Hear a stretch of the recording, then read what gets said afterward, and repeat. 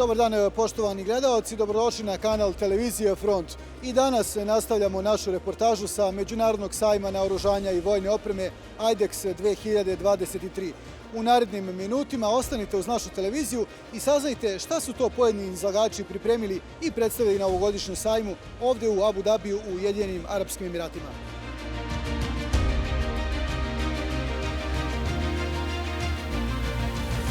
Još jedan od izlagača na ovogodišnjem sajmu naoružanja IDEX 2023 je i inženjerski industrijski kompleks iz Egipta. Mi smo došli ovdje na njihov izložbeni prostor, a sa mnom je kao sagovornik i predstavnik ove kompanije gospodin Ahmed Navara. Gospodine Navara, zadovoljstvo mi je da razgovaram danas sa vama i odmah na početku bih vas zamolio da našim gledalcima u Srbiji predstavite inženjersko-industrijski kompleks Egipta. Mi smo inženjersko-industrijski kompleks i osnovani smo 2016. godine. Bavimo se dizajnom, proizvodnjom i integracijom različitih sistema naoružanja, ali također modifikujemo i prilagođavamo sve naše proizvode željama kupca. Ovdje na IDEX-u smo prikazali porodicu vozila Temsah. Ovdje imamo Temsah 2 6x6, zatim imamo Temsah 3, a ovdje također i egipatsku platformu Sherpa i imamo i Temsah 4, također 6x6. In here, the Temsah 4, it's 6x6 too. U pitanju je oklopno vozilo. Sve platforme su oklopna vozila, odnosno MRAP vozila i borbena vozila pešadije. Infantry armored vehicles too. Dakle, možemo reći da je u osnovi reč o višenamjenskim platformama. Da, naravno, ali evo na primjer ovdje kod vozila Temsah 4 poenta je da imamo odvojene kabine, tako da zadnji deo za svega 60 minuta možete prilagoditi, bilo za ambulantno vozilo, oklopno ambulantno vozilo, integrisati raketni lanser ili bilo šta drugo u skladu sa potrebama misije. You can put a rocket launcher, whatever you want to do. Depends on the mission. Za svega 60 minuta? Tako je, za 60 minuta. Dakle, da li možemo reći da je u potpunosti reč o egipatskim proizvodima? Da, reč je o egipatskim proizvodima, ali su šasije drugih proizvođača. Tako je recimo Temsah 4 smeštena šasiju Mercedesa, dok je egipatska Sherpa smeštena na poznatu istoimenu Renaultovu platformu, ali imamo i platforme koje su smeštene na drugim šasijama.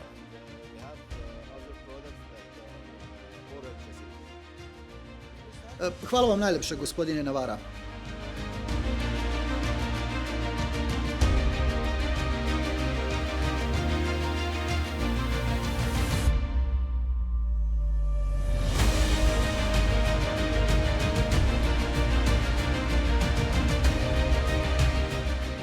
I dalje smo na štandu inženjerskog industrijskog kompleksa oružanih snaga Egipta. Ja se trenutno nalazim u jednoj od platformi koje su ovdje izložene. U pitanju je platforma borbeno oklopno vozilo iz porodice Temsah, konkretno Temsah 4. Ova platforma koncipirana je na Mercedesovoj šasi, transmisija je Allisonova, pogonska formula 4x4, ali nešto više o taktičko-tehničkim karakteristikama ovog vozila reći će nam moj naredni sagovornik. Gospodine Mohamed, možete li našoj publici predstaviti malo detaljnije vaše vozilo i navesti nam neke njegove karakteristike i druge detalje? Pre svega naše vozilo nosi oznaku Temsah 4, što u prevodu znači krokodil. Spoljašnji i unutrašnji izgled vozila i oklop u potpunosti je dizajniran u Egiptu od strane našeg inženjersko-industrijskog kompleksa koji je direktno povezan sa egipatskom armijom. Šasija i motor su preuzeti od Mercedes-Benza sa modela Atego, a posjeduje i automatski upravljenu borbenu stanicu kojom rukuje operator smešten unutar vozila, čime je zaštićeno od neprijateljske vatre. Maksimalna brzina vozila je 95 km/h, a ukupna težina sa borbenim kompletom i zaštitom je 15 tona. Težina korisnog tereta koja se može smestiti na ovu platformu iznosi 4 tone. Nivo balističke zaštite je BR6, a V oblik vozila štiti od dejstva mina i eksploziva težine do 10 kg TNT-a. U vozilu se može prevesti 8 pripadnika, uključujući vozača, komandira i nišandžiju. Vozilo je visoko 2,7 metara, široko 2,5 metra, dok dužina iznosi 6,2 metara bez rezervne gume, odnosno 6,28 metara sa rezervnom gumom. Također, moguće je uraditi dodatne modifikacije po želji kupca i opciono integrisati GPS sistem. I dalje se nalazimo u vozilu Temsah 4 i sada sam prešao na poziciju nišandžije. Kao što ste imali prilike da čujete, 6 članova posade se zajedno sa nišandžijom može smestiti u ovaj drugi deo, dakle pored vozača i komandira, a ovaj segment sada ću posebno posvetiti kako optoelektronici koja se nalazi integrisana na kupoli ovog vozila, dakle zajedno sa daljinski upravljenom borbenom stanicom, tako i tom borbenom segmentu. Dakle, prema rečima proizvođača moguće je integrisati zapravo dve borbene stanice. Jednu u kalibru 12,7 mm i drugu onaj teški mitraljez u kalibru 14,5 mm. Hajde sada da pitamo naše sagovornike da nam kažu nešto više detalja o tome.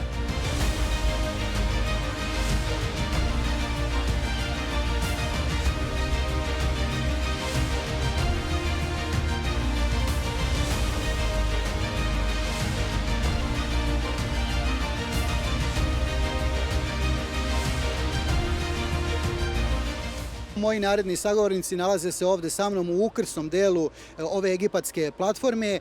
Sa mnom su Jacob i Medhad. Oni su zaduženi, dakle njihove kompanije koje zajedno sarađuju sa inženjerskim industrijskim kompleksom, razvijali su dva posebna segmenta. Dakle, kada govorimo o daljinski upravljenoj borbenoj stanici, deo koji se tiče optoelektronike, o čemu će nam pričati Medhad, i deo koji se tiče samog borbenog kompleta i same borbene stanice, o čemu će nam pričati Jacob. Gospodine Jacob, možete li našim gledalcima predstaviti borbenu stanicu koja je integrisana na ovo vozilo? Borbena stanica je proizvod španske kompanije Scribano Mechanical Engineering koja se bavi proizvodnjom daljinski upravljanih borbenih stanica i koja sarađuje sa egipatskim kompanijama kao što je Optronics, sa kojom smo zajednički izradili ovu borbenu stanicu za potrebe egipatske vojske. Postoji široka lepeza naoružanja koje može biti integrisano i na borbeni modul kao što je M2 ili ruski KPVT 14,5 mm, a prateći optoelektronski sklop podržava domete i daljine za sve vrste ugrađenog naoružanja. Takođe ugrađeni i laserski daljinomer koji omogućava precizno određivanje udaljenosti cilja, a moguće je nesmetano vršiti i osmatrana bojišta kako bi se što bolje uočili ciljevi i povećala preciznost dejstva. Kroz odličnu saradnju sa egipatskim Optronicsom napravili smo zaista izuzetno napredne borbene stanice i raduje nas što ćemo nastaviti našu saradnju sa egipatskom vojskom i kompanijama u budućnosti. Najlepša vam hvala, gospodin Jacob. Gospodine Medhad, šta je sa optoelektronskim blokom? Ugrađena je dnevna i noćna kamera, laserski daljinomer. U pravu ste, optoelektronski sistem se sastoji od dnevne i termalne kamere i laserskog daljinomera, kao što je rekao Jacob. Mi ove segmente proizvodimo i uspešno integrišemo u našoj kompaniji i veoma smo ponosni na saradnju koju imamo sa našim partnerima iz Španije. Možemo reći da smo mi sada kao jedna kompanija koja proizvodi jednu od najboljih daljinski upravljanih borbenih stanica u svetu, čije korišćenje iz unutrašnjosti vozila omogućava zaštitu njenog operatora uz uspešno dejstvo po udaljenim ciljevima, čak i noću, zahvaljujući termalnoj kameri. Kao što ste već videli, sve je moguće pratiti na monitoru ispred vas, uključujući i detekciju cilja na daljinama do 14 km kada su u pitanju vozila, odnosno 9 km kada su u pitanju ljudi, što mislim da je sasvim dovoljno kada govorimo o ovakvoj vrsti sistema. Takođe, na zahtev kupaca možemo uraditi razne modifikacije, uključujući integraciju mehaničkog modula. Inače, prednost ovog sistema je što sve možete raditi iznutra. Dakle, pored nadgledanja, praćenja, upravljanja i dejstva po cilju, iznutra je moguće čak izvršiti dopunu borbenog kompleta sa rezervnom municijom, tako da ne postoji opasnost od izlaganja vaših pripadnika potencijalnoj vatri neprijatelja. Uz to moguće i odabir režima vatre, odnosno izbor pojedinačne vatre, kratkog ili dugog rafala i dejstvovati po bilo kom uočenom cilju. Za sve ovo razvijen je i simulator o kome vam Jacob može reći nešto više. Da, razvijen je simulator za trening i obuku operatora borbene stanice, koji se vrlo lako može pokrenuti okretanjem ključa u kontrolnom bloku koji se nalazi pored vas. Time možete dobiti simulator koji vojnicima omogućava da steknu neophodnu praksu na potpuno istoj borbenoj stanici koju će koristiti u realnim borbenim uslovima. Dakle, kad god nisu angažovani, vojnici mogu sesti i uvežbavati svoju preciznost i dodatno se približiti celokupnom sistemu. Takođe, želeo bih da istaknem da mi sa kompanijom Optronics sarađujemo i na nekim drugim naprednim projektima koji će biti prikazani na Egipatskom sajmu naoružanja u decembru ove godine. Tačnije, imat ćemo jedan ili dva velika projekta koja ćemo tom prilikom predstaviti, pa se nadam da ćemo vas videti u decembru u Egiptu. Nama je bila izuzetna čast da vas sretnemo i da vodimo ovaj razgovor i nadamo se da ćemo se ponovo videti. Hvala vam, gospodo, na izdvojenom vremenu i verujem da ćemo se sigurno ponovo vidjeti u decembru ove godine. Poštovani gledalci, kao što ste imali prilike da čujete, evo još jedan primer saradnje kompanije iz dve države, iz Španije i iz Egipta na ovoj interesantnoj platformi. Mi idemo dalje do nekog od narednih izlagača, a vi ostanite uz televiziju Front da se ubrzo javimo sa nekog novog štanda.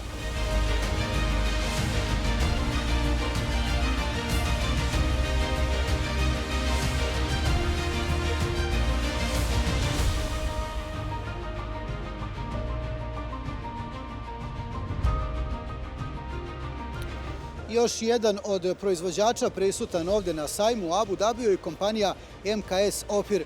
Sa mnom za ovu priliku tu je potpredsjednik marketinga ove kompanije, gospodin Šalom. Gospodine Šalom, na početku bih želeo da vam se zahvalim što govorite za televiziju Front i zamolim vas da našim gledalcima predstavite vašu kompaniju i upoznate nas sa istorijatom MKS Ofir Optronics.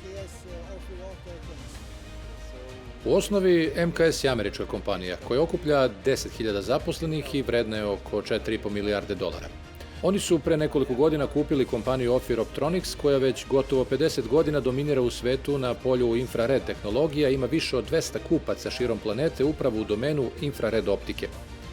Počeli smo kao kompanija za optičke premaze, a danas smo vodeći dobavljač zoom objektiva koji svoju primjenu mogu naći u različitim sferama, prevashodno u sektoru odbrane, ali takođe i u komercijalnoj upotrebi. Dominiramo na tržištu anti-dron sistema koji su trenutno veoma popularni, tako da imamo široku lepezu sočiva za ovu namenu koji su već borbeno dokazani u nekoliko zemalja. Imamo porodicu lakih, zamenjivih i veoma malih i kompaktnih sočiva u našem portfoliju, tako da definitivno proizvodimo vrhunske infrared proizvode poslednjih 50 godina. Takođe, mi smo dobavljači za vodeće kompanije iz sektora odbrambene industrije širom sveta, u Izraelu, Sjedinjenim Američkim Državama, na Dalekom istoku u Indiji. Takođe, imamo saradnju i sa Vlatakomom u Srbiji. Da, upravo je to bilo moje naredno pitanje. Prema informacijama koje imam, poznato mi je da imate saradnju sa nekim srpskim kompanijama kao što je Vlatakom. Mi smo definitivno započeli da razmatramo saradnju na nekoliko programa, uglavnom na polju osmatranja na daljinu i antidron borbe. Oni takođe posluju širom sveta, imaju takođe nekoliko projekata ovde u Abu Dhabiju i mi želimo da proširimo našu saradnju sa njima jer bi to definitivno bio benefit za obe kompanije. Zbog toga nam je i drago što imamo ovu saradnju.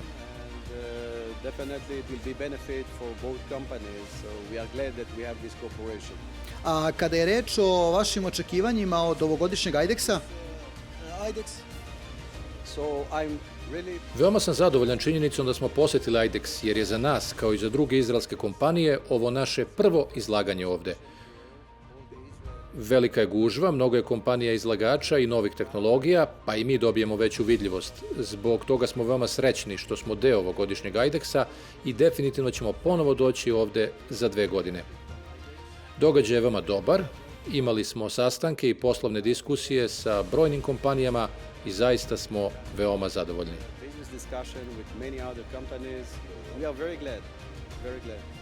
Nadam se da ćemo se uskoro ponovo vidjeti, možda već na partneru u Beogradu.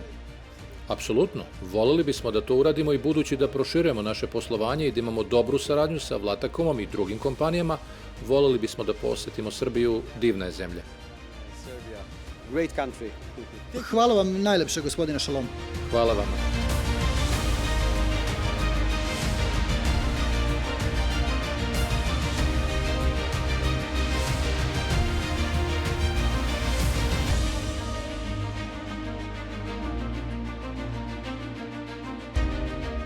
U okviru otvorenog dela izložbenog prostora na ovogodišnjem IDEX-u predstavljene su brojne platforme. Iza mene možete vidjeti dobro čuveni poznati glavni borbeni tek Francuske, čuveni Leclerc.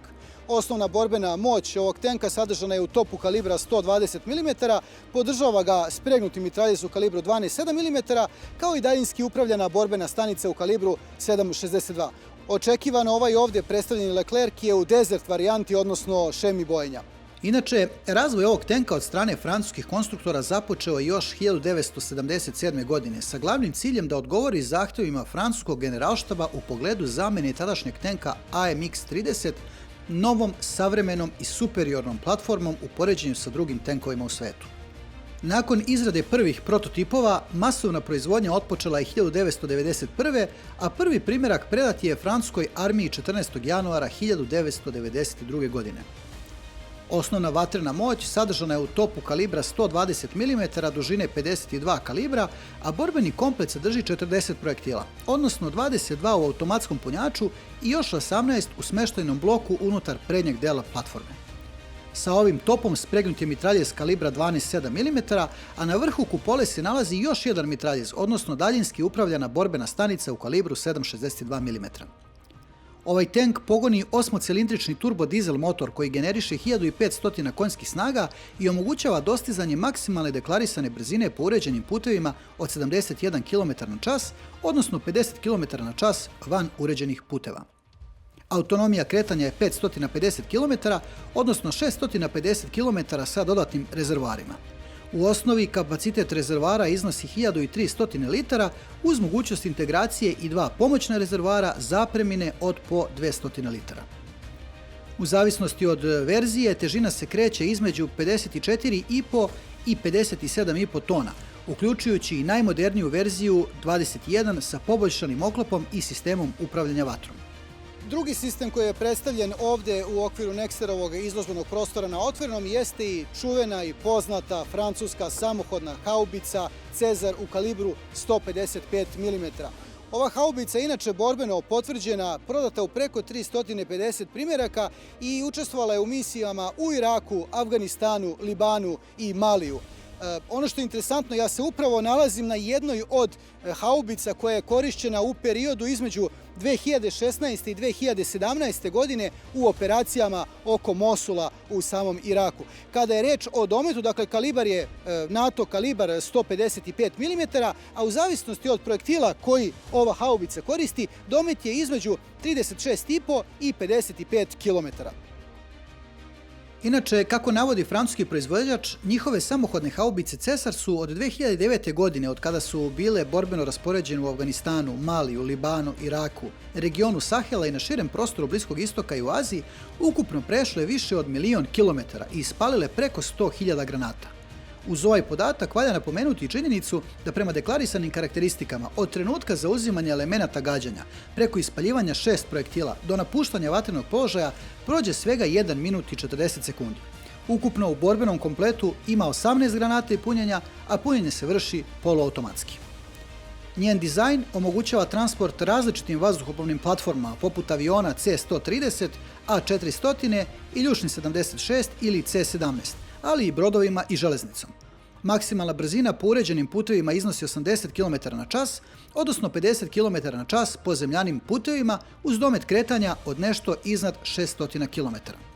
Oklopna kabina pruža zaštitu do nivoa Stanak 2, posjeduje inercijalnu navigacionu jedinicu, balistički računar, kao i sposobnost prilagođavanja i integrisanja na bilo koji C4i sistem.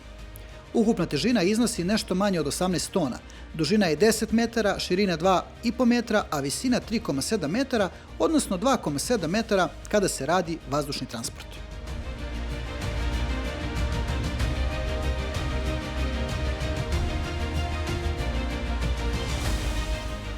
Tokom naše reportaže sa sajma naoružanja Eurosatori u Parizu imali ste prilike da vidite ovu platformu koja je sada ovdje predstavljena u maketi, dakle reč je o Servalu. Tada ste čuli više detalja, sedeli smo u ovom vozilu, a razlog zašto sam došao na izložbeni prostor Nextera nakon ovog otvorenog dela je upravo maketa maločas spomenute francuske haubice Cezar. Naime, haubica na kojoj sam maločas stajao bila je pogonske formule 6x6. Ova ovdje predstavljena kao maketa nalazi se smeštena na šasi pogonske formule 8x8.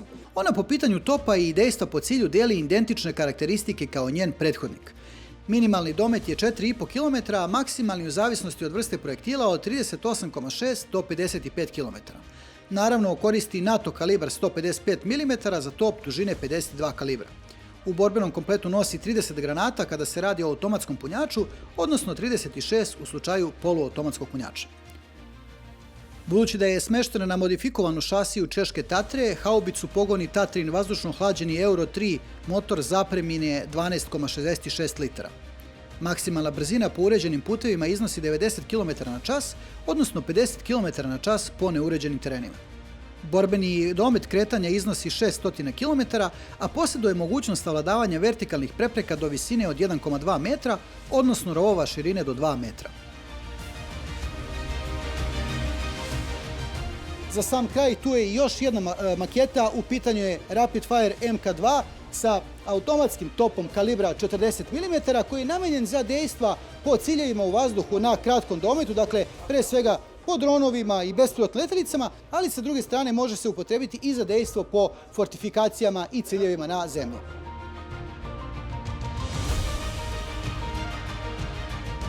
Za kraj, ovdje na Nexterovom izložbenom prostoru, u ovom otvorenom delu, ostavljamo novo oklopljeno borbeno vozilo pešadije pod oznakom VBCI. Ovo vozilo se nalazi u upotrebi u oružanim snagama Republike Francuske. Može da koristi različite borbene stanice u kalibru 25 mm, 30 mm, 40 mm ili čak top u kalibru 105 mm. Težina praznog vozila je negdje oko 19 tona, dok se maksimalna nosivost ovog vozila, dakle u njegovoj borbenoj konfiguraciji, kreće negdje oko 32 tone.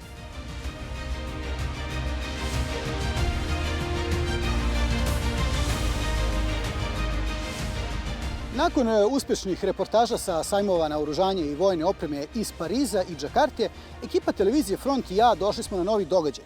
U proteklih nekoliko epizoda imali ste prilike da vidite šta je to bilo predstavljeno na ovogodišnjem sajmu naoružanja i vojne opreme IDEX ovdje u Abu Dhabiju u Ujedinjenim Arapskim Emiratima. Imali ste prilike da čujete neke, nadam se, interesantne intervjue, predstavili su vam neke interesantne koncepte, proizvode, vozila i drugu opremu, pa vas zbog toga pozivam da i dalje ostanete uz televiziju Front, jer već za nekoliko mjeseci javit ćemo se sa neke nove lokacije.